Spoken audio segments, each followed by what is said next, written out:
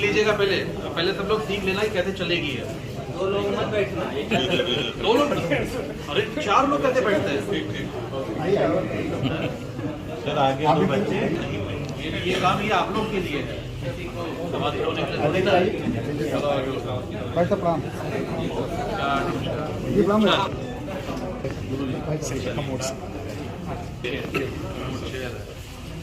लीजिए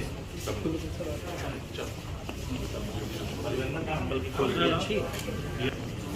अच्छा चलो माता जी लीजिए।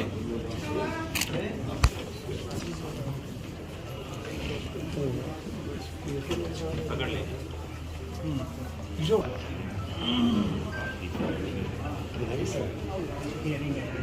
अच्छा ये सुनने के लिए ये लीजिए, आपकी मशीन है।